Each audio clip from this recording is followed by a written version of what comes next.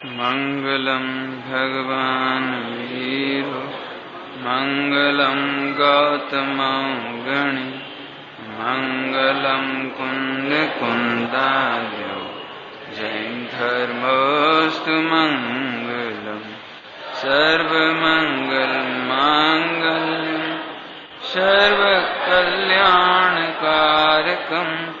प्रधानम सर्वधर्माणां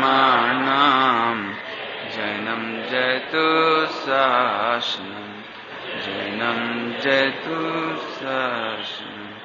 बीतरागी देव शास्त्र सुनने में थोड़ा कठिन तो लगता होगा, क्योंकि परिचय नहीं है ना, आत्मा जानने में आती नहीं है। इसलिए आत्मा के जानने का मार्ग, सुखी होने का मार्ग भी कभी जानने में आया नहीं इस जीव को।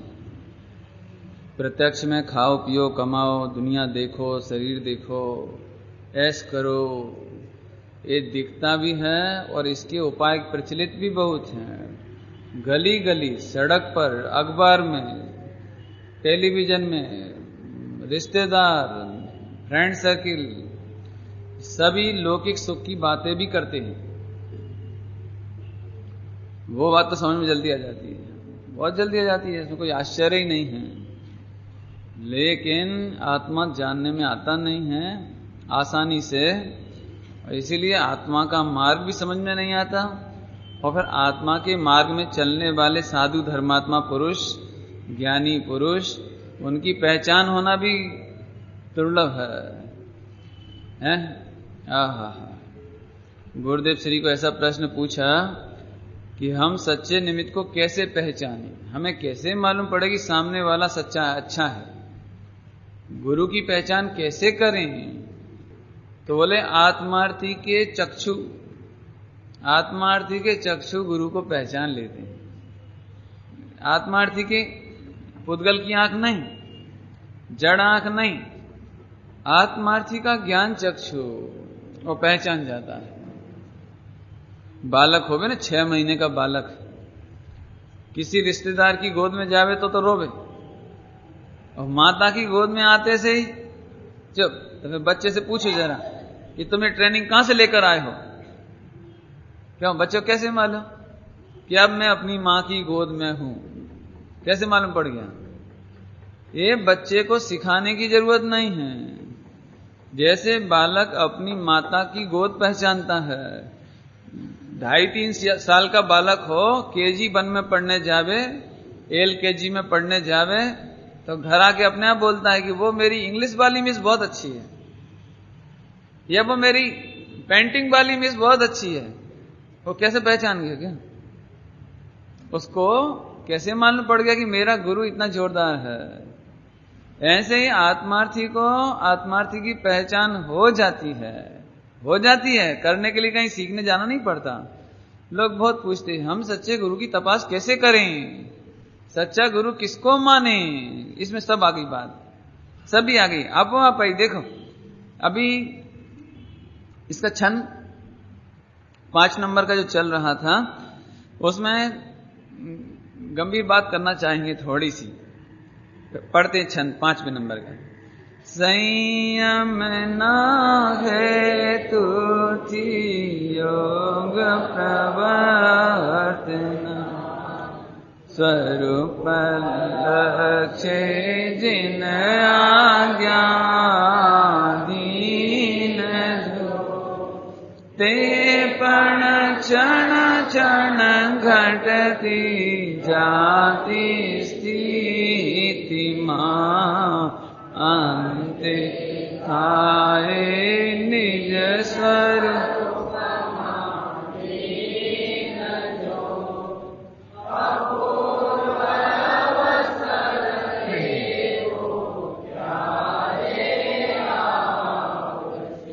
ओहो, आत्म साधक के जीवन में अशुभ की तो बात ही नहीं है, अशुभ की तो सत्ता ही नहीं है, पाप की तो सत्ता ही नहीं है, असंयम की तो बात ही नहीं है। असंयमी होए तो साधु नहीं, साधु होए तो असंयमी नहीं। समझ में आया? अभी बहुत लोगों को शंका हो जाती है कि हम इनको साधु माने के नहीं माने। अरे रे, बाजार का खान पान चलता होवे तो साधु कैसे होवे?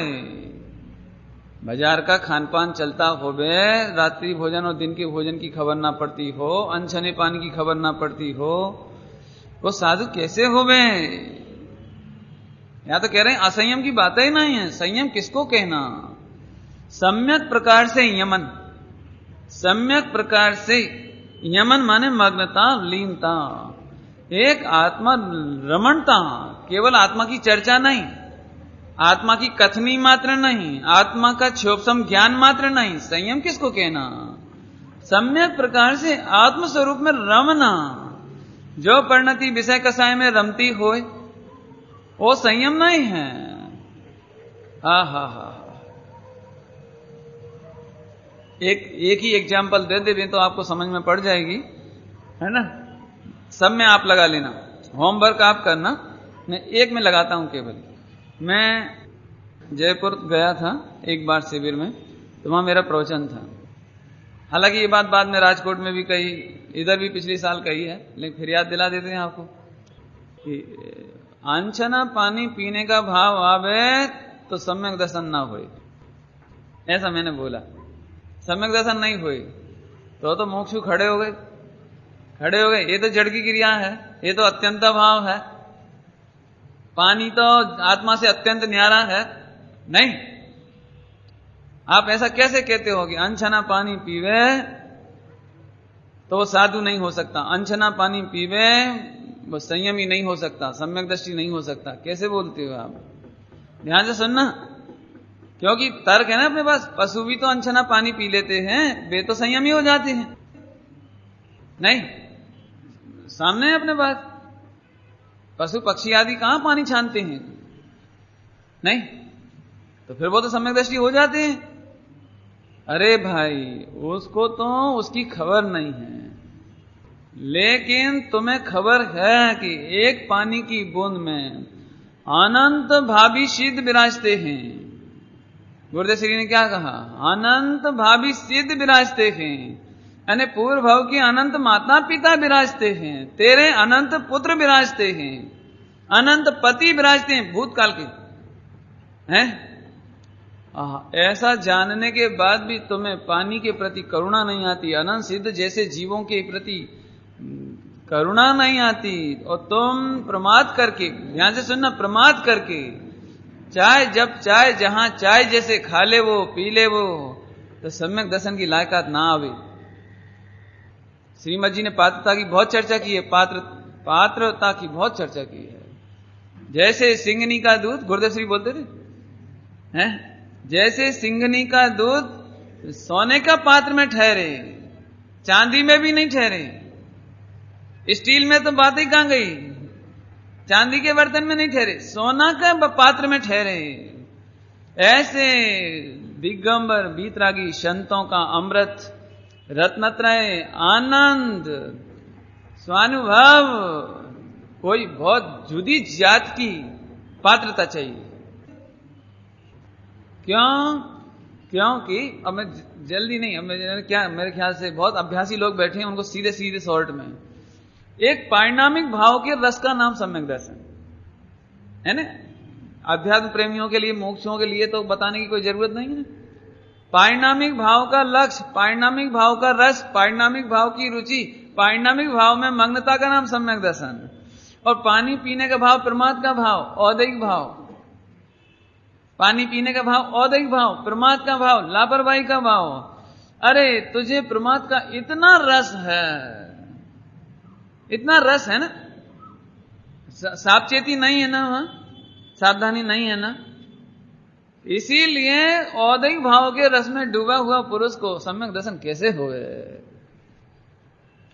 देखो, जिनको खबर नहीं है ना, तो उनको औदैहिक भाव में ये बात भी नहीं मालूम कि इनमें अनंत जीव है। तुम्हें तो खबर है ना, जिसको खबर नहीं होवे वो उसको क्या कहवे, उसको तो कुछ नहीं कह सकते। लेकिन जिसे जानकारी है वो तो अब तभी पी सकता है अनछना पानी जब उसको, अब होने तो दो, सब चलता है। देखो, जैनी होए, अभ्यासी होए और अनछना पानी पीवे।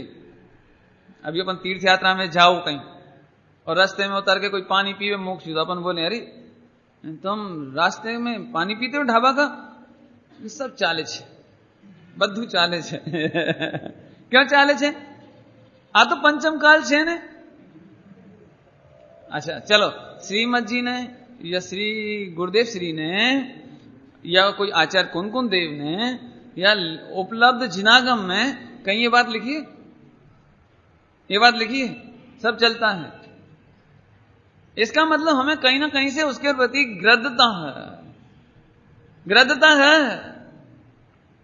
देखो, एक मारुति खरीदनी हो, गाड़ी खरीदनी हो, कार खरीदनी हो, तो उसके लिए बहुत अर्पणता देनी पड़ती है, खर्चे कम करने पड़ते हैं, पैसा जोड़ना पड़ता है, कपड़े कम करने पड़ते हैं, खान पान के फालतू खर्च छोड़ने पड़ते हैं, तब जाके गाड़ी आती है घर में.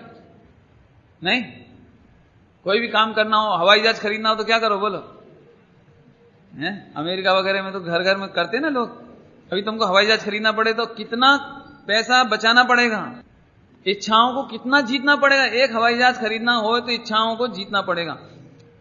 फिजूल खर्ची नहीं चलेगी, एक्सपेंडिचर फालतू नहीं चलेगा. ये दृष्टांत. आत्मा का अनुभव करने के लिए उपयोग का दुरुपयोग, उपयोग का दुरुपयोग, खर्चा बेफिजूल में लगाना, ये नहीं रोकना पड़ेगा. हाँ हाँ हाँ, संयम की बात चलती थी. सम्यक प्रकार से आत्मा में लगना माने पारिणामिक भाव की रुचि लगना, ध्रुव भाव की रुचि लगना, भगवान तत्व की रुचि लगना. बोलो, हाँ हाँ, एक बार विचार तो करो, मैं भगवान हूं. अब जरा सड़क पे खा के देखना, जरा चाट पकौड़ी खा के देखना है. हाँ हाँ हाँ, ज्यादा नहीं कहते हो, त्रिलोक पूज्य हूं मैं, त्रिलोक पूज्य हूं, सर्वोत्कृष्ट पदार्थ हूं मैं. ये तो कभी अपनी खबर नहीं थी, आपको भूल गया था. हैं? इससे हुआ अंधेर. हिंदी में ट्रांसलेशन, वैसे तो गुजराती में है, श्रीमद जी का लिखा हुआ. याते भया अंधेर, फेर अब हसत हैं, अब नहीं भूलेंगे फेर. समर समर अब हसत हैं, समर समर स्मरण कर करके अब याद आती है कि अरे मैं परमात्मा था, मैं कहां भूल गया था, कहां 5 इंद्रिय विषयों में चला गया था. अब हंसी आती है. अच्छा खासा परमात्मा, देखो तो गलती कैसी हुई अनादिकाल से, ऐसी हंसी आती है. नहीं, जैसे तुम सवाल करना जानते हो, पूरा साल भर आप सवाल करना जानते थे, और एंड टाइम पर आपका जाने क्या हुआ, तो बाद में क्या होती है? ओ माय गॉड, इतनी मोटी मिस्टेक, ये तो मेरे को आता ही था. तो हंसी आती है ना. ऐसे यहां समर समर फिर हंसते हैं, अब नहीं भूलेंगे फिर. आपको भूल गया था. कौन कौन को भूल गए थे? आप माने स्वयं. और किसको भूल गए थे? खबर ही नहीं पड़ी. संयम के हेतु से योगों की प्रवर्तना, इसकी चर्चा कल हो गई थी. असंयम की तो बात ही नहीं है, पापाचार की तो बात ही नहीं है, दुराचार की तो बात ही नहीं है. ये तो क्या कहें, जिसको थोड़ा भी आत्मकल्याण करना हो, 4 गति के दुखों से छूटना हो, उसको पहली बात ये लिख लेनी चाहिए मस्तिष्क में, माइंड में. क्या? कि आत्मकल्याण के मार्ग में अज्ञान और असंयम का स्थान नहीं है, दुराचरण का स्थान नहीं है, कदाचरण का स्थान नहीं है, स्वच्छंदता का स्थान नहीं है. चाहे वो गुरुदेव श्री के नाम पर लो, चाहे समयसार जी के नाम पर या श्रीमद जी के नाम, किसी के नाम पर भी, चाहे जैसा अनर्गल जीवन नहीं चलेगा. इतनी बात तो समझ में आ गई. मुझे तो इसमें एक बहुत अच्छी बात कहनी है तो सूक्ष्म थोड़ी सी, लेकिन आप अभ्यास करना. स्वरूप लक्ष्य जिन आज्ञाधीन जो, कल इसकी चर्चा हुई थी, है ना. पेट तो भरे नहीं था. स्वरूप लक्ष्य से, स्वरूप के लक्ष्य से, पहले मोटी बात करें फिर सूक्ष्म करें, स्थूल से. हैं? कई लोग ऐसा बोलते हैं कि समाज में जब प्रवचन होवे तो जाना चाहिए. बोले क्यों? देखो, अपन समाज में जाएंगे, बैठेंगे, उठेंगे तो परिचय बढ़ता है. कल को अपने बच्चों की शादी विवाह करना है तो वहां अच्छे लड़के मिल जाते हैं. नहीं समझे? नहीं भाई, जान पहचान बढ़ती है, परिचय बढ़ता है. अपने को कभी हार्डशिप आ जाए, आर्थिक रूप से परेशानी हो जाए, तो एक मुमुक्षु दूसरे मुमुक्षु को वात्सल्य से व्यवस्था करते हैं। कल को अपन जीवे मरे कुछ हो जावे तो समाज काम आती है। हाँ, लक्ष्य कौन सा हो गया? ये कौन सा लक्ष्य हो गया? समाज के लक्ष्य से, छोरा छोरी दीकरा दीकरी के लक्ष्य से, बिजनेस के लक्ष्य से, ख्याति के लक्ष्य से। हा हा हा हा। देखो क्या बतावे, बिल्कुल मोटी बात बता रहे हैं, ये तो समझ में आ गई होगी ना बात। ये लक्ष्य से नहीं चलेगा, एक स्वरूप लक्ष्य से, एक आत्म कल्याण के लक्ष्य से। अरे रे, इसमें कोई आश्चर्य नहीं है। कल इसकी चर्चा हुई थी दृष्टांत में, व्यापार का दृष्टांत। प्रॉफिट के लक्ष्य से जैसे सारे व्यापार की क्रिया होती है, ऐसे आत्म कल्याण के लक्ष्य से ये सारा काम होता है। बराबर। अभी देखो देखो, कभी धर्म की आजीविका नहीं करना, कभी ये नहीं सोचना कि मैं प्रवचन करूंगा तो मुझे अच्छा भोजन मिलेगा। जैसे समझ लो एक दृष्टांत, आप कोई प्रवचनकार हो जाओ या जरा अच्छा क्षोभम हो जावे और बाजार का आप खाते नहीं हो और आपके पास खाने के लिए है नहीं, है भी नहीं, और बाजार का खाते नहीं। समझ लो मैं हूं, अब मेरे पास खाने पीने को भी नहीं है और बाजार का मैं खाता नहीं, और हम गए कहीं पर और हमारा सारा सामान चोरी चला गया। ध्यान से सुनना। और मुझे ऐसा भाव आया कि यहां सोनगढ़ वालों का मंदिर है कि नहीं कहीं। बोले क्यों? कि वहां पर यदि मोक्ष होंगे, प्रवचन चलता होगा तो सबसे पहले मैं प्रवचन करूंगा, और जब मैं प्रवचन करूंगा तो लोग अपने आप पूछेंगे कि क्या थी पधारे यहां, नहीं कहां से पधारे आप? क्या फिर हम बताएंगे कि हम ऐसे ऐसे हैं, और फिर वो प्रेम से घर ले जाएंगे भोजन कराने के लिए। तो आचार्य देव कहते हैं तुमने उपदेश देकर के भी अनंत पाप कर लिया, क्योंकि तुमने भोजन के लक्ष्य से प्रवचन किया। लिखा है हो आत्मानुशासन ग्रंथ में, मुनिराजों के लिए लिखा है, मुनिराजों के लिए। जो दिगंबर मुनिराज, मैं पंच महाव्रतधारी हूं, मैं सकल संयमी हूं, इसलिए समाज को मुझे भोजन देना चाहिए, और मैं भोजन लेऊं तो कोई बुरा नहीं है। किन कारणों से? मैं इतना संयम पाल रहा हूं, मैं इतना बढ़िया प्रवचन कर रहा हूं, तो समाज का कर्तव्य कि भोजन दें, और मेरा मैं ले सकता हूं। मालूम क्या लिखा है? ऐसे दिगंबर मुनिराज को आजीविका नाम का दोष लगता है। उपदेश देने का पुण्य नहीं हुआ, उपदेश देने का पुण्य नहीं हुआ। हा हा हा हा, आजीविका कर ली, आजीविका। अनुपम भाई, क्या आजीविका में क्या नुकसान हो गया? कि तुमने केवल ज्ञान को 4 रोटी में बेच दिया। तुमने अपने रत्नत्रय को, अपनी साधना को, अपनी आराधना को, अपने क्षोभम ज्ञान को 4 रोटी में बेच दिया। हा हा हा, रोटी मिले कि ना मिले, अभी तो कहानी सुनाने के अवसर नहीं थी, इतने प्रकरण याद आते हैं। भैया भागचंद जी हुए, भैया भागचंद जी ईसागढ़ में, जिन्होंने महावीराष्टक लिखा है। महावीर स्वामी नयन पथगामी भवतु में, ये हमारे एमपी में, ये भी श्वेतांबर थे भैया भागचंद जी, और कन्वर्टेड हुए। उन्होंने ये सब लिखा। उसमें एक बहुत उनके जीवन की घटना हुई। ईसागढ़ में रहते थे, पूरे गांव में इतना प्रभाव कि गुरु तरीके, बिल्कुल ऐसे बहुत प्रभाव उनका, बहुत क्षोभम जोरदार, अच्छा प्रवचनकार, आत्मार्थी जीव। गुरुदेव श्री तो कहते थे नहीं, सम्यक दृष्टि जीव, ऐसे बोले गुरुदेव, तो ऐसा बोलते थे। क्या करें, पाप का उदय आया, आजीविका रही नहीं, जयपुर जाना पड़ा। जयपुर में गए, 2 दिन से भूखे प्यासे, कुछ नहीं, पैदल पैदल जाना पड़ा। सुबह सुबह मजदूरी करने निकल पड़े। मजदूरी समझती हैं? मजदूरी के लिए निकल पड़े। रास्ते में जैन मंदिर आया।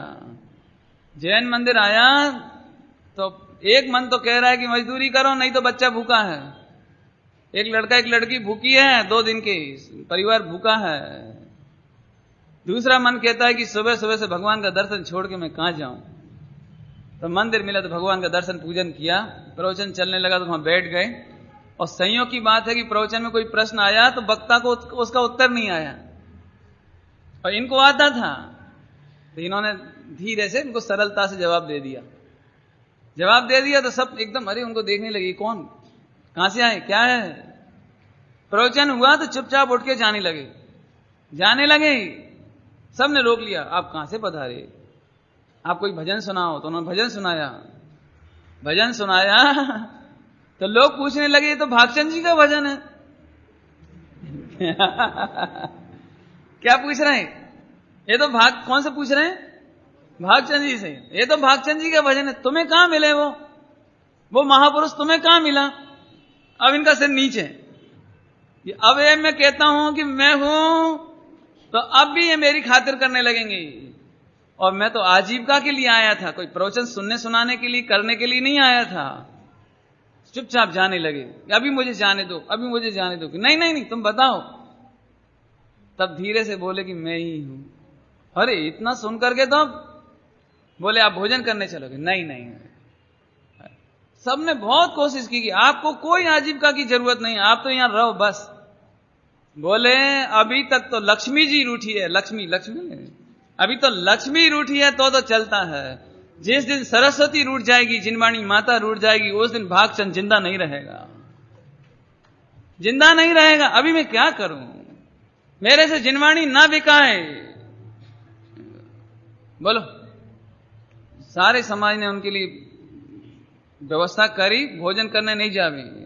2-4 दिन तो भोजन किसी तरह मजबूरी में किया, बाद में अपनी व्यवस्था करी।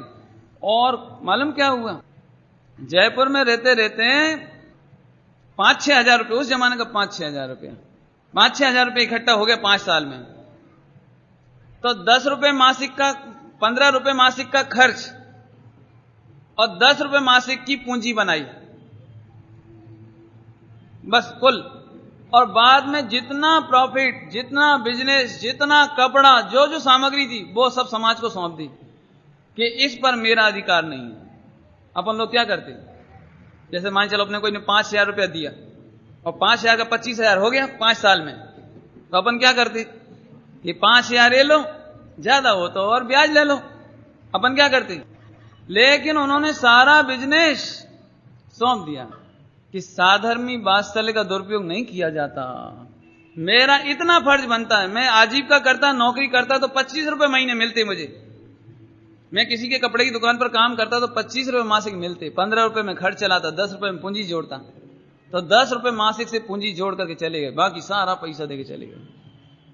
किसको कहना धर्मात्मा, किसको कहना आत्मार्थी? गरीबी होवे तो भले होवे, लेकिन गरीबी दूर करने के लिए जिनवाणी नहीं होवे। कैसी गजब बात है। आहा, यहां तो क्या बात चली थी? मुनिराज हो, मैं महाव्रत पालता हूं, संयम पालता हूं, तो मेरे आहार लेना चाहिए ना, समाज को देना चाहिए, तो आजीविका हो गई। ओ हो।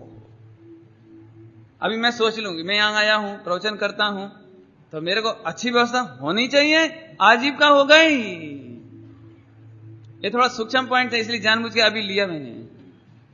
कभी ऐसी याद भी आवे, याद भी हम इतना करते हैं नहीं।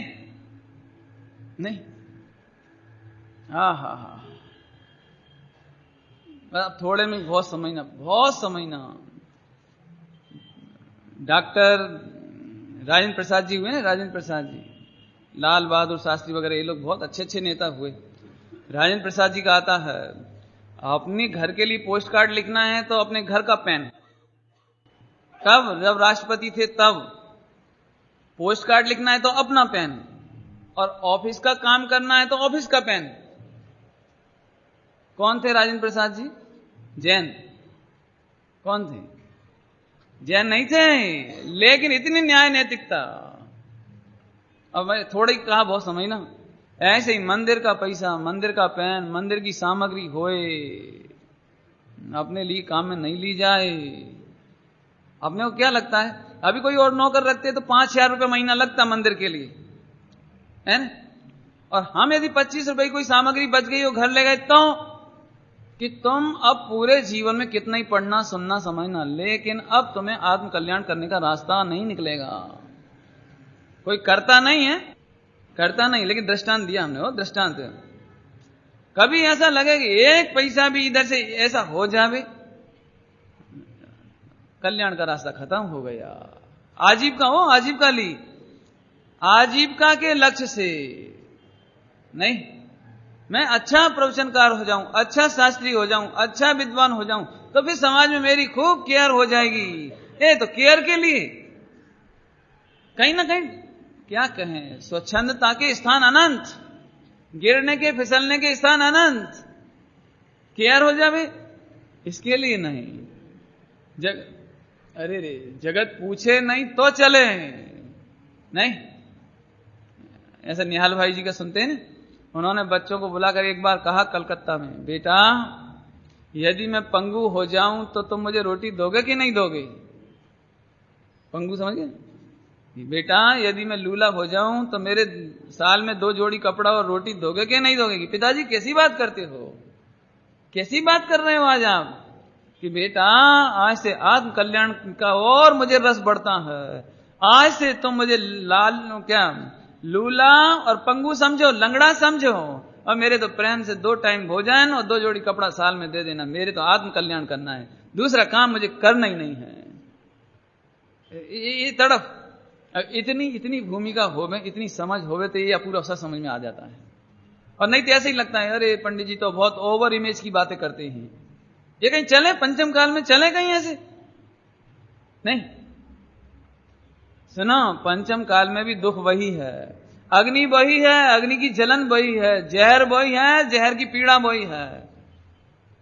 पंचम काल में भी मोह राग देश की पीड़ा वही है, 4 गति की पीड़ा वही है। तो क्या करें? एकमात्र स्वरूप लक्ष्य जिन आज्ञाधीन, जिन आज्ञा की बात और सुन लो। स्वरूप लक्ष्य की तो बात बताई, अभी जिन आज्ञा। स्वरूप लक्ष्य में हालांकि बता चुके हैं पहले हैं। बहुत देखो, इतनी जल्दी पाप होता है, ध्यान से सुनना, पाप कितनी जल्दी हो जाता है। कोई गुरु हो जावे संयोग से और उसे ऐसा भाव आ जावे कि ये मेरे शिष्य हो गए ना तो मेरे मरते समय समाधि मरण कराएंगे, ये मैं इनको खुश रखूं तो मरते समय मेरी खूब सेवा करेंगे, और यदि ये नाराज हो गए तो फिर अपने को बड़ी दिक्कत होगी, भोजन की, कपड़ा की, वो सेवा की, परिचर्या की, भैयावृत्ति की बहुत दिक्कत आएगी। इसलिए इनको राजी रखो, इनको बनाए रखो, इनकी संख्या बढ़ाओ, इन्हें खुश रखो। हैं? अरे क्या कहें, यदि इतना सा भाव आ जाए तो साधुपना नहीं रहा, साधुपना नहीं रहा, स्वरूप लक्ष्य नहीं रहा। साधु किसको कहते हैं? साधे, आत्मा को साधे सो साधु, आत्मा को साधे ते साधु। ख्याति लाभ शिष्य साधे, समाज साधे, पैसा साधे, राग साधे, द्वेष साधे। साहब इससे क्या फर्क पड़ता है? यदि शिष्यों को राजी रखें तो क्या दिक्कत है? कि शिष्यों को राजी रखे तो शिष्य के दोष नहीं निकाले जा सकते, शिष्य को कठोर दंड नहीं दिया जा सकता, प्रायश्चित नहीं दिया जा सकता। यहां तो श्रुत सागर क्या कहना, जो ज्ञान का पारा बार नहीं होवे, खूब ज्ञानी पुरुष, ज्ञानी साधु, दिगंबर मुनिराज, 12 अंक का ज्ञानी, ऐसे श्रुत सागर मुनिराज। और अकंपनाचार्य उनको कड़क कहते, कड़क, कि तुम जाओ, तुमने जहां पर उन लोग मंत्रियों से विवाद किया है, चर्चा की है, वहीं जाकर खड़े हो जाओ। इतना कड़क दंड।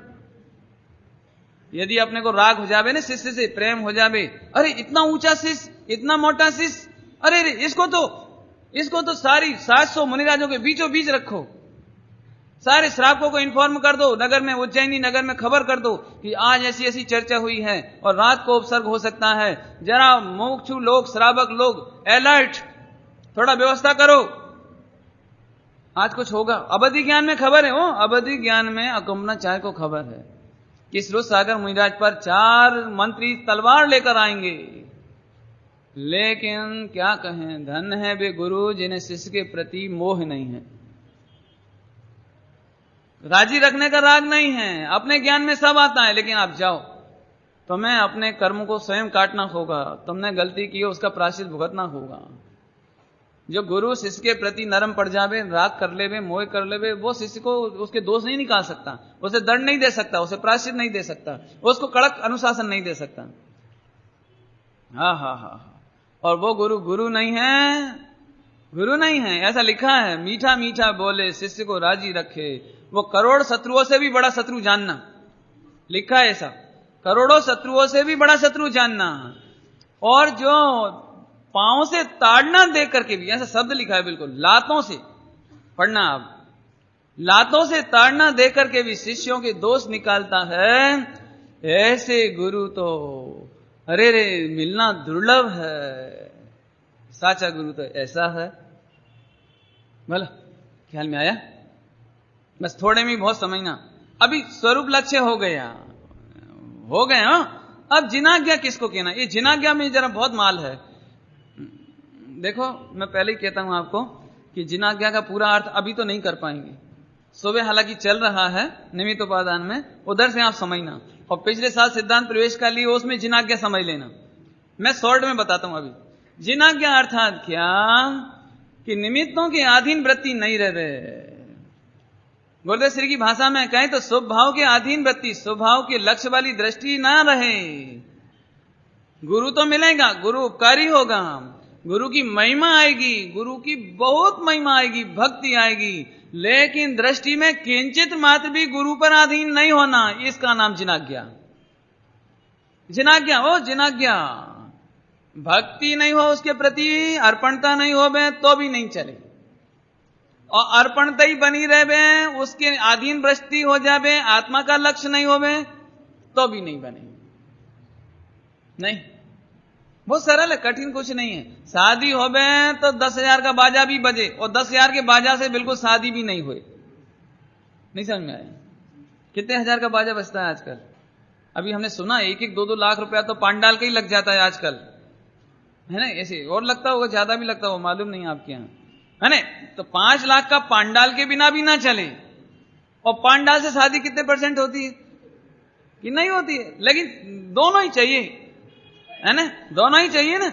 ऐसे यहां पर आत्मा का लक्ष्य भी चाहिए, बाहर में देश शास्त्र गुरु का निमित्त भी हो, लेकिन उनके प्रति यथा योग्य विनय भी हो, लेकिन उस विनय से किंचित मात्र भी कल्याण नहीं होता, ये जिनाज्ञा। ये भगवान क्या कहते हैं आप? यथा योग्य विनय भी हो, और विनय से 1% भी काम नहीं होता, ये नहीं समझ में आता। ये तो सुबह वालों को समझ में आ जाएगा, सुबह वालों को चल रहा है ना निमित्त उपादान, अभी तो और चलेगा, चिंता नहीं करना। लेकिन जिनाज्ञा किसको कहना? निमित्त में अटकना नहीं, नहीं, हा, निमित्त में अटकना नहीं, राग में अटकना नहीं। यथा योग्य कमजोरी में राग तो आता है, पूजा पाठ व्रत उपवास नियम संयम और मुनि दशा का भाव तो आता है, लेकिन अटकना नहीं। क्या कहते हैं? संबर निद्रा और मोक्ष का भाव भी, अब तो ठीक है, संबर निद्रा मोक्ष कि संबर निद्रा मोक्ष का भाव भी आता तो है, लेकिन अटकना नहीं। अटकना जिनाज्ञा नहीं है। क्या कहा? देवशास्त्र गुरु तो परद्रव की परिणति है, पवित्र परिणति है, शुद्ध परिणति है, अनंत भगवान की शुद्ध परिणति, केवल ज्ञान आदि अनंत सुख। बढ़िया है कि बुरी है? महिमाशाली है कि नहीं? है। लेकिन यहां तो वो परद्रव की परिणति है। अपनी परिणति में भी यदि संबर निर्जरा शुद्धोपयोग केवल ज्ञान अनंत चतुष्टय प्रकट जावे, तो परद्रव की बात तो छोड़ो, अपनी परिणति में भी नहीं अटकना, इसका नाम जिनाज्ञा है। अब तो समझ गए होंगे, अभ्यासी लोगों को कोई बताने की दरकार नहीं होनी चाहिए। हा, एक समय की पर्याय में भी नहीं अटके, ऐसी इसका नाम जिनाज्ञा। शरीर में अटक जावे वो तो बहुत दूर गया, क्रियाकांड में अटक जावे वो तो बहुत दूर गया, बहुत दूर। सब आप कैसे बोल रहे हो ऐसी बात कि देखो अच्छी चीज हो तो घटाना चाहिए कि बढ़ाना चाहिए? अच्छी चीज घटाना चाहिए कि बढ़ाना चाहिए? बढ़ाना चाहिए ना। अभी देखो अपन इन्हीं से पूछते हैं क्या कह रहे हैं। ते पण क्षण क्षण घटती जाती स्थिति वही बात ले। हम क्या करें बताओ? पूछो, आप पूछो इनको। ये कह रहे हैं तेपण माने कौन सी? जो संयम ना हेतु, जो संयम के हेतु से, संयम के लिए जो योग की प्रवर्तना थी। हे प्रभु, आहा, ये जिनाज्ञा कि प्रभु आपकी पूजा बढ़ती ना जाए, बढ़ती नहीं जाए। तेपण क्षण क्षण, एक आध दिन में वीकली घटे क्या? टेम्परेचर कब करना डाउन, क्या बोलते हैं, 105 टेम्परेचर हो जाए तो डाउन कब करना, कि एक सप्ताह में एक डिग्री, क्यों क्या बोलते हैं, 1 डिग्री क्या बोलते हैं, एक सप्ताह में वीकली 1 डिग्री कम करना है, कि क्षण क्षण क्षण क्षण क्षण क्षण घटती जावे घटती जावे घटती जावे। क्यों, पकड़ में आया, पॉइंट समझ में आएगा। तेपन माने कौन सी, कि वो भी, कौन सी वो भी, कि जो संयम के हेतु से योगों की प्रवृत्ति थी वो भी तेपन क्षण क्षण, वीकली, एनुअल, मंथली, यहां गजब है। हाँ हाँ, क्षण क्षण घटने का मतलब समझ में आया। कदाचित कोई व्यक्ति हो, पहली बार गुरु की देशना सुनी हो और गुरु की देशना में मस्त हुआ हो, प्रफुल्लित हुआ, वो प्रभु आपने मेरा बहुत उपकार किया, और ऐसा जो शुरू हुआ वो भी घटते घटते घटते वापस अंदर गया और केवल ज्ञान ले ले।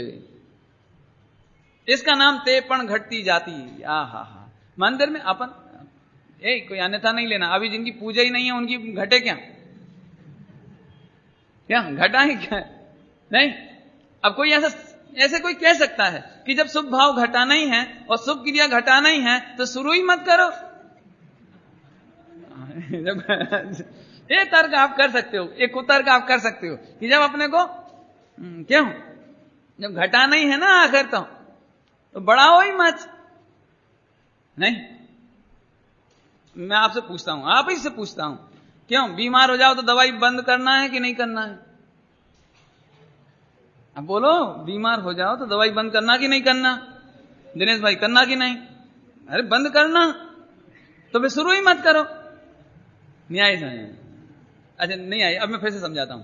अपने को समझ लो कि टाइफाइड हो गया, टाइफाइड तो समझते हैं, टाइफाइड हो गया तो टाइफाइड की दवाई खाओगे कि नहीं खाओगे? तो फिर अब तुम टाइफाइड की सही दवाई मिल जाए, सही डॉक्टर मिल जाए तो आपको कैसा लगेगा? हे भगवान, महाभाग्य हो गया मेरा, अब तो जीवन भर यही खाना है। तो फिर क्या सोचते हो, क्या सोचते हो उस समय क्या सोचते हो कि डॉक्टर साहब कितने दिन की खुराक लेनी पड़ेगी, कि कितने दिन की दे दें, कि कम से कम डोज, कम से कम दिन में, यही चाहते हो ना? मान चलो वो कहेगी, बोलो साहब 7 दिन की दूं कि 1 महीने की, तो आप क्या बोलोगे? अरे 7 की दे दो साहब, कि और कम में ठीक हो जाए तो, अरे इससे बढ़िया और क्या होगा। देखो दृष्टि में ध्यान से सुनना, बीमार हैं तो दवाई खाना कंपलसरी, लेकिन दवाई लेते ही समय, डॉक्टर को दिखाते ही समय अंदर में भावना क्या चलती है? तेपन क्षण क्षण घटती जाती स्थिति। समझ गए होगे अब तो? नहीं पंडित जी, पुण्य की दवाई खाने की क्या जरूरत है जब कम करना है तो?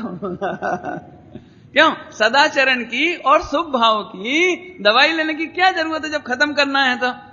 कि नहीं, तुम बीमार हो ना, यदि तुम पाप में नहीं जाते हो तो हम पुण्य करने को नहीं कहेंगे, हालांकि करने को तो अभी भी नहीं कहते हैं, लेकिन जो जीवों को पाप भाव होता है और पाप से वो धर्म की ओर आते हैं तो बीच में ऑटोमेटिक शुभ आ जाता है। क्या कहा जिमी, क्या कहा? लाते करते नहीं, जो पाप में होवे और धर्म में आवे, शुद्धोपयोग में आवे, तो शुभ भाव तो ऑटोमेटिक बराबर। इतना तो समझ में आ गई। अरे अपने को ऐसा लगता है कि ये अच्छा है, अपने को जब शुभ भाव आखिर तो है ना, ये तो है ना, ये तो है तो उसे है जिसके पास है। है ही नहीं तो है काहे का? क्यों, रोटी खाते हैं ना, रोटी भोजन करते हैं तो भोजन करना धीरे धीरे कम हो जाता है ना, कम हो जाता है, फिर बाद में तो खत्म ही हो जाता है। तो जब भोजन बाद में रोकना ही है 1 घंटे बाद, आधा घंटा कितनी देर में कर लेते भोजन? आधा घंटा 10 मिनट में कर लेते, चलो कोई बात। तो 10 मिनट बाद आके तो फुल स्टॉप होता ही है ना, फुल स्टॉप। तो जब 10 मिनट बाद खत्म करना है तो आप खाते ही काहे के लिए हो? कुतर्क तो बहुत जल्दी कर लेते हो। भाई ये भगवंतों का मार्ग है, सर्वज्ञ भगवान की देशना है, भगवान ने देखा है ऐसा, ये नैसर्गिक है, ऐसा हो ही नहीं सके। आज लोगों को बहुत स्वच्छंदता है, बहुत स्वच्छंदता, कहीं खावे, कैसे ही खावे, चाहे जैसे बोले, चाहे जैसे चले, चाहे जहां सो जावे, कोई ठिकाना नहीं पड़े। लेकिन चर्चा तो मेमोरी में फीड हो गई ना, माइंड में, बस उसकी चर्चा करा लो आप। और उसमें जब कोई बात हो गई, क्यों आप आचरण में कैसे रहते हो अभी तक? आप तो गुरुदेव श्री के इतना जूना शिष्य हो, इतने पुराने शिष्य हो, आप लोगों को तो थोड़ा विवेक होना चाहिए। अरे आप समझते नहीं हो, गुरुदेव श्री ने तो हमारे ये बोला कि अत्यंत भाव छह, जड़ छह। अरे लेकिन फिर गुरुदेव श्री क्या करते थे? उनका जीवन कैसा था कि उनका जीवन तो हो पवित्र थे। तो बेपवित्र थे तो तुम बे भगवान आत्मा, तो तुम भगवान आत्मा नहीं थे।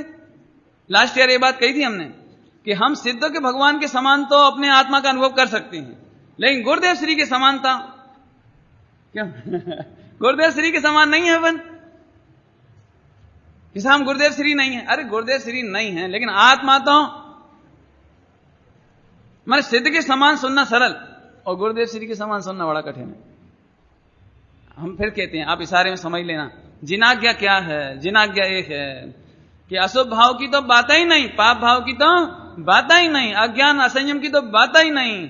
लेकिन अरे रे जो प्रवचन देने का भाव आता है, गुरुदेव श्री ने तो ऐसा लिया, दिगंबर मुनिराज होवे, छठा गुणस्थान में शुभ भाव आता है तो 28 मूल गुण का आता है, और वो 28 मूल गुण भी घटती जाती स्थिति में घटता जावे। मैं तो आत्मस्वरूप में स्थिर हूं, तो मेरे 28 का भी भाव परिणाम शुभ भाव घटता जावे। क्या चाहेंगे बोलो? यही चाहेंगे आहार लेता रहूं? यही चाहेंगे? ये नहीं चाहेंगे। शिष्यों को उपदेश देते हैं, भाव ऐसा है कि ये उपदेश देने का भाव भी घटती जाती स्थिति में, समझाए? हा। शास्त्र लिखने का भाव आता है, दिगंबर मुनिराज को शास्त्र लिखने का भाव आता है, ते पण क्षण क्षण घटती जाती स्थिति। अब तो समझ में आ गया? आहा, यह जिनाज्ञा यहां शुभ भाव भी घटाने के लिए नहीं। अपने लोगों को तो इसलिए समझ में नहीं आता कि पंडित जी पहले अशुभ घटाएं कि शुभ घटाएं। ये बात बराबर है, तुम पहले अशुभ घटाओ। बुद्धिपूर्वक व्यवहार से कहें तो अशुभ घटाओ, लेकिन सुनो, अशुभ घटाने से नहीं घटता, अशुभ घटाने से नहीं घटता। शुद्धात्मा का ज्ञान होने पर शुद्धात्मा के संबंध में जो विचार है वो शुभ भाव, और ये शुभ भाव ऑटोमेटिक आत्मा का विचार है ना, आत्मा का विचार शुभ भाव, तो ये आत्मा का विचार बढ़ता जाता है, शुभ भाव बढ़ गया, और इधर अशुभ भाव अशुभ विचार घट जाता है, और बाद में शुद्धात्मा का बलन होने से शुद्ध भाव बढ़ता है, अशुभ भाव तो गया ही था, शुभ भाव पण घट जाता है, शुभ भाव भी घट जाता है। समझ आया? फिर से बोलूं, फिर से, पहले तो आत्मा का विचार करते हैं तो शुभ भाव, आत्मा का विचार करने में खोटा विचार कम हो गया तो पाप भाव घट गया। पंच परमेष्ठी का विचार भक्ति करते करते उपकार है जिनवाणी का, ऐसे आत्मा का विचार करने से क्या हुआ? शुभ भाव, तो अशुभ भाव घट गया, बराबर। अभी देखो, लेकिन जब शुद्धात्मा की तरफ उपयोग बलन करने लगा, शुद्धात्मा में रमने लगा, आत्मा का अनुभव करने लगा, तो शुभ भाव घटने लगा। आहा, दिगंबर मुनिराज देख देख करके चलने का भाव नहीं घटाते, चलने का भाव घटाते। क्या बोला? पकड़ में आई कुछ बात? कि अब मैं बहुत देख देख के चल लिया, अब तो चाहे जैसे चलो, शुभ भाव घटाना है ना अपने को। ऐसा नहीं बोला कि देख देख के चल करके जो जीवों की हिंसा रोकते थे, बचाते थे, वो घटाते नहीं हैं, चलने का भाव घटाते हैं, चलने का भाव घटाते हैं। समझ आया? देखो, इनकम टैक्स से बचने के दो उपाय हैं। एक उपाय तो यह है जो आपको मालूम है, उल्टा सीधा। एक तो यह है कि हे भगवान, इनकम टैक्स नहीं देना पड़े, कैसे भी बचें। एक तरीका तो यह है, इसकी चर्चा हम नहीं कर रहे, ये मिथ्या दृष्टि का उपाय है। सम्यक दृष्टि का उपाय है कि इनकम टैक्स से बचने का उपाय, पंडित जी आप बताओ। हम बता रहे, इनकम कम करो, बस व्यापार कम, आफत कम, संकलेश कम, आकुलता कम। क्या गजब! एक इनकम टैक्स की प्रॉब्लम सॉल्व नहीं होगी, बहुत सारी प्रॉब्लम सॉल्व हो जाएगी, और एक साथ साथ मिथ्यात्व की प्रॉब्लम भी सॉल्व, और रत्नत्रय हो जाएगा, और मोक्ष भी हो जाएगा। तो इतना बढ़िया शॉर्टकट बताते हैं आपको, ऑल इन वन। नहीं पंडित जी, हमारे पास पैसा तो बहुत है, और इब्राहिम का फोन आता है, दाऊद का, उससे बचने का कोई उपाय बताओ, कोई तंत्र मंत्र नहीं है? कि है उससे बचने का एक तंत्र मंत्र? वो तंत्र मंत्र ये है कि तुम इनकम घटाओ, आकुलता नहीं करो, पाप नहीं करो। देखो, पाप करके पैसा आएगा तो पाप दे के ही जाएगा। नहीं समझ में आई? पाप करके पैसा आता है ना, कितना संकलेश संकलेश संकलेश संकलेश, आकुलता आकुलता, तो जाएगा तो या तो बीमार करके जाएगा, तो दुख दे के जाएगा, नहीं, और या चोरी से चला जाएगा, नहीं तो इनकम टैक्स वाले जबरदस्ती रेड मारेंगे, और फिर नहीं बचा कोई, तो एक तो है जिनके नाम अज्ञान बताए थे। नहीं, क्या करे भाई, अब थोड़े में समझना। ये मैं दृष्टांत दिया था, ये तो दृष्टांत, इनकम टैक्स से बचने का उपाय तो दृष्टांत था। ऐसे दिगंबर मुनिराज, अरे रे मेरे चलने से हिंसा होती है, तो हिंसा कैसे बचाऊं कि देख देख के चलूं, ये नहीं सोचते, बल्कि ये सोचते हैं कि चलना ही ना पड़े। फर्क समझ में आया कुछ? चलेंगे तो देख के ही चलेंगे, आधा निक्षेपण करेंगे, पीछी कमंडल उठाएंगे रखेंगे तो देख करके ही करेंगे, लेकिन अंदर में भावना यह है कि उठाने रखने का विकल्प नहीं आवे, आहार लेने का विकल्प नहीं आवे, चलने फिरने का विकल्प नहीं आवे, सांस लेने का विकल्प नहीं आवे। ये भी नास्तिक हुआ, नास्तिक। आत्मा स्थिरता, बस जी जी जी, पॉजिटिव में, अस्थि में, पहले नंबर अस्थि, आत्मा में स्थिरता होए, इसके बाद मुझे कहीं आने जाने का विकल्प नहीं हो। समझ में आया? क्यों क्रिकेट मैच कैसा लगता है? विनय कैसा लगता है? अच्छा लगता है ना? हाँ, बस घबराओ मत। देखो, क्रिकेट मैच अच्छा लगता है ना, और समझ लो भारत और उसका मैच फाइनल, फाइनल आज ही। अब उस दिन तुमको क्या लगता है बोलो, कि पापा जी फैक्ट्री जाने की ना बोले, कोई कॉलेज स्कूल जाने की ना बोले, यही चाहते हैं, यही चाहते हैं। ऐसे ही ज्ञानी मुनिराज होते हैं, कोई हमें प्रवृत्ति की ना बोले, आज तो हम आत्मा में रमेंगे, आत्मा में रमेंगे, हमें तो बाहर की कोई प्रवृत्ति को उठना ना पड़े। गुरुदेव श्री की भाषा में बोले, गुरुदेव श्री ऐसा दृष्टांत देते थे, छठा गुणस्थान में शास्त्र लिखने का परिणाम मुनिराज को ऐसा लगता है कि 7वें गुणस्थान शुद्धोपयोग की भूमि में से निकालकर जैसे कोई टाटा की भट्टी में झोंक देता हो, ऐसे दृष्टांत देते। छठा गुणस्थान कैसा लगता है? छठा गुणस्थान कैसा लगता है ज्ञानी मुनिराजों को? जैसे कोई क्या कहें, एयर कंडीशन कमरा में से निकाल के, और टाटा की भट्टी सुनी नहीं, जहां लोहा हो ना, ऐसे मोटा मोटा लोहे का पिंड, और ऐसे आग से लाल सोर को पानी हो जावे, पानी ऐसे पानी, ऐसे कोई भट्टी में झोंकता हो ऐसे। अरे रे, 7वें गुणस्थान से उतर कर 6ठे गुणस्थान में ऐसा, इसलिए लिखा है, ते पण क्षण क्षण घटती जाती स्थिति, क्षण क्षण नो, बिकली नहीं, क्षण क्षण, ठीक है। अब एक सेकंड का दृष्टांत दूं, जल्दी आगे बढ़ेंगे। अब मेरे को बहुत लॉन्ग टर्म बोलने की आदत है, असल में शॉर्ट में बोल पाते ही नहीं हम, लेकिन दृष्टांतों से जल्दी क्लियर होगा। हाँ भैया, अपन किसी के यहां भोजन के लिए बुलाए जाएं, भोजन के लिए बुलाए जावे, और अपन वहां जावे, तो भोजन उसी के यहां करना है, तो उसकी बुराई करना कि नहीं करना? कैसा आदमी है, कितनी देर लगा दी, अभी तक भोजन नहीं आया, ऐसे बुराई करना कि नहीं करना? कि भोजन उसके यहां करना है तो अशुभ भाव तो नहीं करना, चलो ठीक है, खोटा भाव तो नहीं करना, गाली तो नहीं देना, क्रिटिसाइज तो नहीं करना। हाँ, अब क्या करना? क्या प्रशंसा करना, अरे आप बहुत बढ़िया सज्जन आदमी हो, आप जैसे लोगों ने हमें बुलाया, बड़ा एहसान किया, बहुत धन्यवाद, बहुत बढ़िया। हाँ, कब तक करना ये? तो अशुभ भाव तो करना ही नहीं, लेकिन शुभ भाव, प्रशंसा का भाव भी अपन तो ऐसा कब आ रहा है, कब आ रहा है, हाँ वे प्रशंसा कब तक करें? ऐसे ही क्या कहें भाई, जिन भगवंतों के मार्ग में चलना है, जिन महत्पुरुष के पंथ में चलना है, उसकी निंदा तो कभी धर्मात्मा करते नहीं, लेकिन प्रशंसा भी करते नहीं रहते। क्या क्या कहा, क्या कहा? और प्रशंसा भी करते नहीं रहते। मात्र हो क्या चाहते हैं? ते पण क्षण क्षण घटती जाती। वो तो घटे तो फिर बड़े क्या कि आत्मस्थिरता। आत्मस्थिरता समझ में आया? देखो आ गया, इसी में लिखा है अंते थाए निज स्वरूप लीन।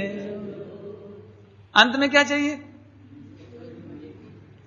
देखो मैं क्या बताऊं, मेरे जो पेट में मेरे जो भाव समझ में आता है ना इस छंद का, वो कहने में तो आता नहीं है। अभी आपको इतना डिटेल आ गया, 5 छंद हो गए ना, तो आप खुद ही पूछो in the end what do you want to say. आखिर आप शॉर्ट में बताइए, सबसे आखिरी में आप क्या कहना चाहते हो?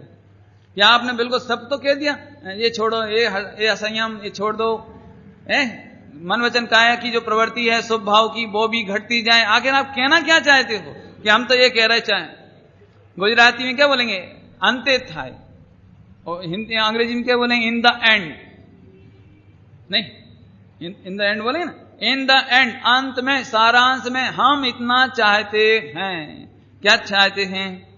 अंते थाए निज स्वरूप मालीन।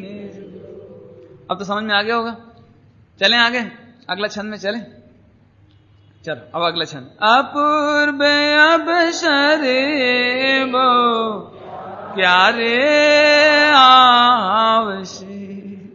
ऐसा दिन कब आएगा? दिन नहीं, ऐसी परिणति कब आएगी? अब अगला छंद। पंच विषय राग द्वेष विरहितता। पंच प्रमादे न मरे मन नो क्षोभ। द्रव्य क्षेत्र ने काढ़ भाव प्रतिबंध बन विचर उदयादीन पण बीत लोभ जो।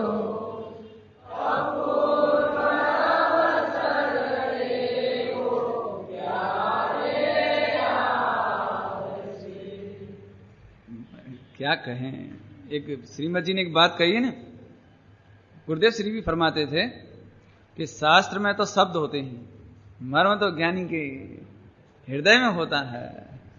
ऐसे समस्त शास्त्रों का सार एक ज्ञानी के हृदय में होता है। देखो अभी जो ये लिखा है ना, पंच विषय में राग देश विरहितता, है ना, इसके लिए 31-32 नंबर की गाथा पढ़े बिना समझ में नहीं आएगी। और उस गाथा को चलाने के लिए कम से कम 2-5 दिन तो चाहिए, कम से कम हो नहीं। अब हम तो यहां शॉर्ट में बात करेंगे, क्या करें, हम तो इसलिए इशारा कर देते हैं कि आप वो गुरुदेव श्री के प्रवचन छपे भी हैं और कैसेट में भी हैं, सीडी में भी हैं, आप उसे सुन लेना, पढ़ लेना। क्या कहना भाई, सारा जगत पंच विषय ने, पहले पंच विषय का अर्थ करें। पंच विषय माने 5 इंद्रियों के विषय। अब इंद्रिय की गाथा आ गई ना, इंद्रियों की। जो इंद्रिये जिणिता नान सहा बाधियम मुणदीयादम। आहा, नहीं अब तुम कठिन नहीं करेंगे, सरल करेंगे, हो सरलता का समय है। पंच विषय माने 5 इंद्रियों के विषय, 5 इंद्रियों के विषय। लेकिन इंद्रिय किसको कहना, ये बात केवल क्या कहें, आचार्य कौन कौन देव की वाणी में मिलती है ना, अन्य तो कहीं सुनने ना मिले, देखने ना मिले, देखने सुनने नहीं मिले। हो सारा जगत इंद्रियों को जीतने के नाम पर आंख फोड़ लेता है, आंख बंद कर लेता है। लेकिन जैन दर्शन में आंख बंद नहीं कराती, क्योंकि इस आंख को तो निमित्त कहकर के आरोप डाला है। बस समझ गए, निमित्त कहकर आरोप डाला है। सुबह इसका क्लियर करेंगे अपन। निमित्त से तो काम होता ही नहीं, आंख के निमित्त से तो काम होता ही नहीं, और आंख बंद करने से काम सुधरता भी नहीं है। पहले मैं दृष्टांत दूं, नए लोगों को समझ में तब आएगा। सूरदास जी का नाम सुना है? सूरदास जी ने एक बार एक स्त्री का दर्शन कर लिया। वैसे तो वो कृष्ण का दर्शन करते थे, लेकिन एक बार एक स्त्री का दर्शन कर लिया। तो वो जब भजन करने बैठे कृष्ण का तो वो स्त्री दिखाई दे, बस स्त्री। तो उन्होंने कहा ये तो बड़ा बेकार हो गया, एक बार स्त्री देखी तो इतनी आफत आई है, ये तो बड़ी आफत है। तो उन्होंने अपनी दोनों आंखें फोड़ ली, ना स्त्री दिखेगी और ना मेरा मन चंचल होगा। एक सूरदासी का दृष्टांत है वो, ऐसी सूरदासी एक नहीं है, अभी तो आखा विश्व है। एक भगवंतों के मार्ग को समझे बिना सबकी बात है। हम अपने परिणाम सुधारने के लिए आंख बंद करते हैं, निमित्तों से छूटते हैं, निमित्तों से दूर हो जाते हैं, मात्र इतना ही करते हैं तो सूरदास बनने जैसी बात है। सुनो, जैन दर्शन ने मात्र संयोग से नहीं छुड़ाया, निमित्तों से नहीं छुड़ाया, आंख से ही नहीं छुड़ाया। यहां तो ये कहते हैं आंख 3 प्रकार की, आंख एक नहीं, आंख ये तो पुद्गल की एक आंख, लेकिन समय सार जी में तो आंख 3 प्रकार की। और जो इंद्रिय जिड़ितता माने जो इंद्रियों को जीतता है, आंख को जीतता है, तो आंख जीतने में कौन कौन सी जीतता है? अभी टाइम तो हो रहा है और कल ही शुरू करना पड़ेगी। हाँ, एक तो ये जड़ इंद्री, इसका नाम द्रव्य इंद्री, द्रव्य आंख, द्रव्य इंद्री है ना। क्या नाम बताया इसका? द्रव्य इंद्री, पुद्गल की आंख है ना, शरीर की, ये द्रव्य इंद्री। और इसके अंदर आत्मा का ज्ञान है, ज्ञान क्षोभसम। ये भावेंद्री, ये भावेंद्री दो गए, द्रवेंद्री भावेंद्री। द्रवेंद्री में क्या हुई जुगल? ये आंख, ये पुद्गल की आंख, इसका नाम क्या हुआ? द्रवेंद्री। और भावेंद्री में क्या हुआ? इसके पीछे काम करने वाला ज्ञान। तो 2 को जीतना। और तीसरा इंद्री का विषय, इंद्री का विषय, इंद्री का विषय माने आंख से टेलीविजन देखना, ये विषय, रसगुल्ला देखना, ये विषय। तो 3 आंख हुई, 3 आंख। यहां रसगुल्ला को भी आंख कहा, यहां टेलीविजन को भी आंख कहा, यहां इतनी पब्लिक को ये भी आंख है। अब नहीं समझ में आई होगी, हमें मालूम है, क्या बताएं, समझाएंगे, धीरे धीरे समझाएंगे, चिंता नहीं कर, ये सबसे मर्म की बात है।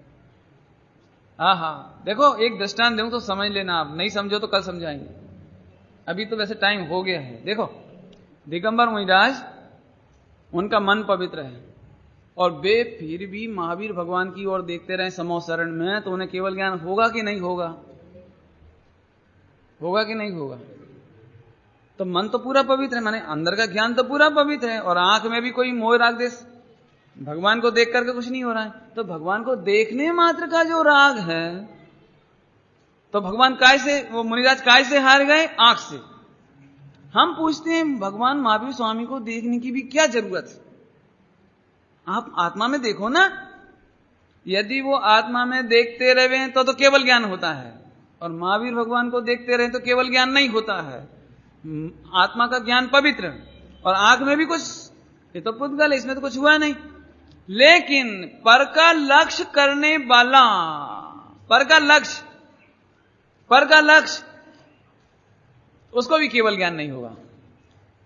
फिर से सुनो, आत्मा का ज्ञान पवित्र, इधर भी पवित्र, इसमें तो कोई पाप होता नहीं, लेकिन पर का लक्ष्य करने वाला भी आंख से हार गया। इसलिए आंख को जीतना माने इंद्रियों के विषय को भी जीतना, इंद्री को भी जीतना, और अंदर में ज्ञान आत्मा में संतुष्ट होना, तो भावेंद्री को भी जीतना। 3 चीजें एक साथ जीतने का नाम चक्षु इंद्री की विजय। अब मैं आपको इतना अनुरोध करूंगा कि आपको कठिन तो होगा, मुझे मालूम है, ये तो अच्छे अभ्यासियों को भी थोड़ा कठिन पड़ता है। कल हम सरल करेंगे, आप बिल्कुल चिंता नहीं करना, क्योंकि मैं ये सोच रहा हूं कि जो महत्वपूर्ण जगह है ना, कम से कम उन छंदों पर तो अच्छी सी चर्चा हो जाए, है ना। मैं आपसे पूछता हूं कि देखो मेरे को रात्रि भोजन का त्याग है, रात्रि भोजन का त्याग है, तो रात्रि भोजन में मुख में भोजन जाना चाहिए कि नहीं जाना चाहिए? नहीं जाना चाहिए। तो ये हुआ द्रव्य इंद्री, ये क्या हो गई? द्रव्य इंद्री। मुख में भोजन नहीं जाना चाहिए। अच्छा, लेकिन मन में रात्रि में याद तो करना चाहिए, ज्ञान में, अरे भोजन, अरे क्या बताएं, क्यों? तो हमने फिर रात्रि भोजन का त्याग हुआ कि नहीं हुआ? नहीं हुआ ना। तो भावेंद्री को भी जीतना जरूरी है, ज्ञान में भी जीतना जरूरी, और इधर भी जीतना जरूरी। अच्छा, लेकिन अब 2 काम तो सही हैं, लेकिन क्यों मैं मुंह में भी नहीं डालूं और मन में भी नहीं सोचूं? लेकिन आप हमारे घर में आओ, अभी जहां हम ठहरे ना टावर पे आओ, और उस समय में रात को गैस पे कोई काम कर रहा हूं, बना रहा हूं कोई काम, तो तुम्हें कैसा लगेगा बेबी? हाँ हाँ बोलो बोलो जरा, आपको कैसा लगेगा? आपको क्या लगेगा जी? माने विषय भी नहीं होने चाहिए, तीनों छूटे तो रात्रि भोजन का त्याग। पकड़ में आया? अब तो समझ गए मेरे ख्याल से, मैंने बहुत शॉर्टकट बताया एकदम। और कहो तो एक दृष्टांत और दे दे, ऐसी कोई दिक्कत नहीं, दे दे। देखो सरल पड़ता है ना, इसलिए दृष्टांत देने से जल्दी सरल पड़ता है। एक साथ तीन चीजें जीतो तो 5 इंद्रियों का विषय जीता। एक साथ 3 चीजें जीतना पड़े, एक चीज अकेले से काम नहीं चलेगा, आंख बंद करने से काम नहीं चलेगा। अभी आप में से बहुत लोग कहते हैं पंडित जी मैं कभी भूल करके भी नहीं देखता हूं, लेकिन पता नहीं परिणाम क्यों खराब हो जाते हैं। आप ऐसे कई लोग होंगे आप में से कि पंडित जी हम बिल्कुल सच कहते हैं, सड़क पर चलते तो नीचे देख के चलते हैं, मंदिर में ऐसे बैठते हैं, लेकिन परिणाम हमारा नहीं सुधरता, माने हमारा ज्ञान में सुधार नहीं होता, और आखिरकार वो चंचलता बनी रहती। दृष्टांत है ना, बोलो मैं ब्रह्मचारी, दृष्टांत हो मैं ब्रह्मचारी, तो मेरे देह से तो विवाह होगा ही नहीं, और देह से किसी बहन का स्पर्श भी नहीं होगा।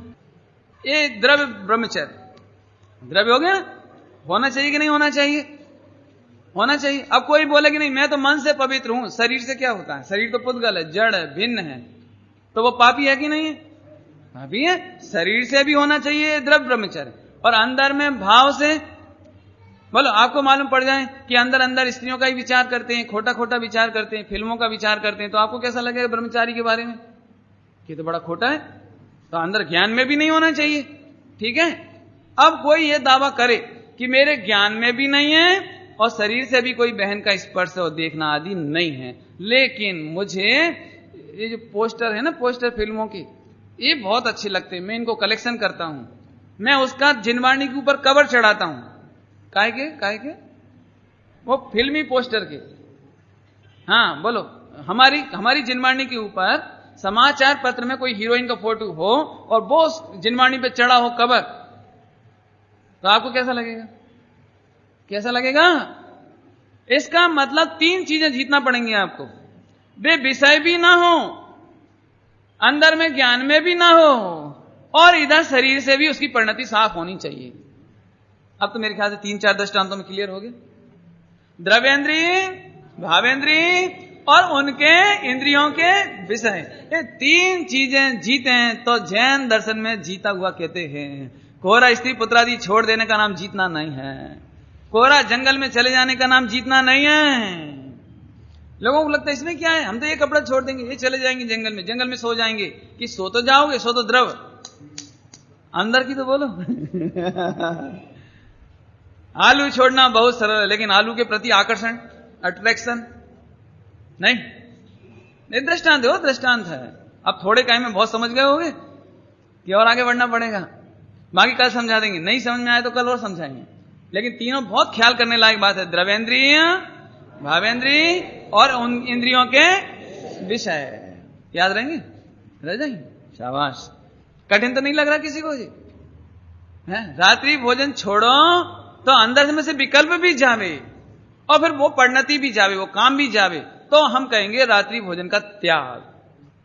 रात्रि भोजन का त्याग है। आहा, ऐसे हर चीज में लगाना, हर चीज में। अभी तो आगे आने वाला है पंच प्रमाद, अभी तो बहुत। और मैं क्या होता हूं इतना गरिष्ठ लिख के चले गए, हम करें क्या? करें क्या बता, हमारे पास कोई उपाय भी तो नहीं। हम बहुत सोचते जल्दी जल्दी आगे बढ़े, लेकिन नहीं जा सकते। ओम नमः शिवाय।